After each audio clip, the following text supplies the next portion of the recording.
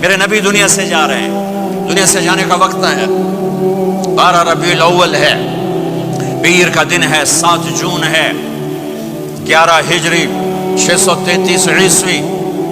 جبریل نے آ کے صبح صبح آپ نے ساری بیگمات کو بلایا، رخصت فرمایا، ملاقات کی، بیٹے کو بلایا، کان میں کہا میں جا رہا ہوں۔ وہ رونے لگی، رو نہیں، سب سے پہلے تیری میری ملاقات ہو گئی۔ 6 ماہ بعد بیٹی بھی پہنچ گئی باپ کے پاس۔ پھر داماد کو بلایا، ان کو ان کا سر اپنی گود میں رکھا، کمر پہ ہاتھ پھیرا، دعا دی، رخصت فرمایا۔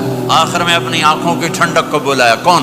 حسن اور حسین کا، میری آنکھوں کی ٹھنڈک حسن اور حسین، میرے جنت کے پھول حسن اور حسین۔ یوں لیا، حسن کو یہاں سے لیتے تھے، حسین کو یہاں، حسن کو ادھر اٹھاتے تھے، حسین کو ادھر اٹھاتے تھے۔ حسن سر سے لے کر کمر تک پورے اپنے نانا کے مشابہ تھے، کمر سے پاؤں تک اپنے باپ کے مشابہ تھے۔ حسین اس کا الٹ تھے، سر سے لے کر کمر تک اپنے باپ کے مشابہ تھے، کمر سے لے کر پاؤں تک اپنے نانا کے مشابہ تھے۔ اس مشابہت کی وجہ سے آپ کہا کرتے تھے حسن میرا بیٹا ہے، حسین علی کا بیٹا ہے۔ آخر میں ان کو بلا کر یوں لیا، اور ساتھ ہی آنسو ٹپ ٹپ ٹپ ٹپ ٹپ ٹپ۔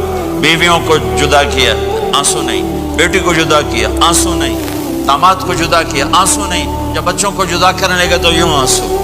ایک کو زہر میں تڑپتے دیکھا، ایک کا کٹا سر نیزے پہ چڑھتے دیکھا تو آنسو رک نہیں سکے، دعا نہیں کی، ہاتھ نہیں اٹھائے، اللہ کی تقدیر کے سپرد کر دیا، اولاد کو ذبح ہونے کے لیے تیار کر دیا کہ کل میری امت اولاد کے پیچھے جھوٹ نہ بولے، رشوت نہ لے، حرام کاروبار نہ چلائے، دھوکہ نہ دے، فراڈ نہ کرے، بچوں کو کہاں سے کھلائیں، بچوں کو کہاں سے پلائیں، کہ یہ میرا حسین کا سر کٹ کے نیزے پر چڑھا ہوا ہے۔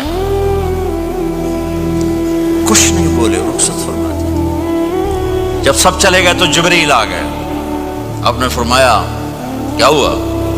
خاموش کھڑے تھے، کہ موت کا فرشتہ دروازے پر ہے، اندر آنے کی اجازت چاہتا ہے۔ اپنے نبی کا مقام دیکھو، موت بھی پوچھ کے آتی ہے۔ آپ نے کہا آ جائے، آپ کی اجازت پر ملک الموت اندر آئے۔ اسرائیل کا السلام علیکہ یا رسول اللہ، کہنے لگا آپ پہلی ہستی ہیں، میں سلام کر رہا ہوں، میں نے کبھی کسی کو سلام نہیں کیا۔ کہنے لگا آپ پہلی ہستی ہیں، اللہ نے فرمایا تھا پوچھ کے اندر جانا، بن پوچھے نہ جانا۔ پھر کہنے لگے آپ پہلی ہستی ہیں، اللہ نے فرمایا آنا چاہیں تو لے آنا، رہنا چاہیں تو چھوڑ کے آ جانا۔ یہ وہ دربار رسالت ہے جہاں موت بھی پوچھ کے آتی ہے۔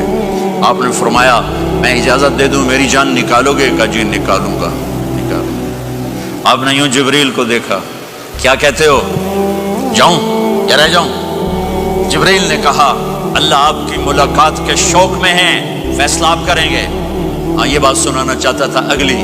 آپ نے کہا اچھا جاؤ، پہلے اللہ سے پوچھ کے آؤ میرے بعد میری امت کے ساتھ کیا کریں گے، میرے بچوں کے ساتھ۔ یہ ساری مائیں، میرے بچے میرے بچے میرے بچے میرے بچے۔ میرے نبی کو تو پتا تھا کہ یہ تڑپ تڑپ کے ایک زہر میں جائے گا اور ایک کا سر کٹ کے نیزے پہ چڑھے گا، کیوں نہیں ان کے لیے ہاتھ اٹھائے؟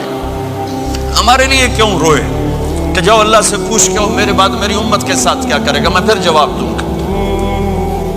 جبریل واپس گئے، موت کا فرشتہ کھڑا ہوا ہے، جواب آیا یا رسول اللہ آپ کا رب کہہ رہے ہیں آپ کی امت کو تنہا نہیں چھوڑوں گا۔ مجھے میرے رب کی قسم جو سن رہا ہے جس نے ہمیں یہاں جمع کیا ہے، سنو میری بات غور سے، اگر میرے نبی یہ سوال نہ اٹھاتے تو آج میں اور آپ بھی بندر خنزیر میں بدل چکے ہوتے۔ میری اور رب کی کوئی رشتہ داری نہیں ہے۔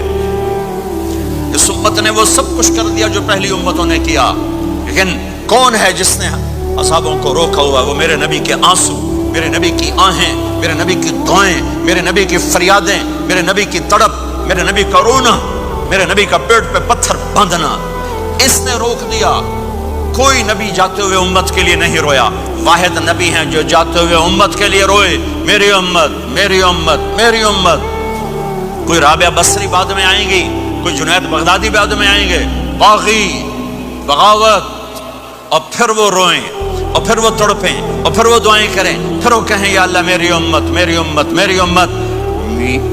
ہائے ہائے، اور جب اجازت دیتی ملک الموت کو کہ جاؤ اللہ کی تقدیر کو پورا کرو، تو پھر بھی امت کو سبق دیا، اے میری امت الصلاۃ وما ملکت ایمانکم، ایک نماز نہ چھوڑنا، ایک میری امت کے کمزور لوگوں پہ رحم کرنا، نماز نہ چھوڑنا، کمزوروں پہ رحم کرنا، نماز نہ چھوڑنا، کمزوروں پہ رحم کرنا۔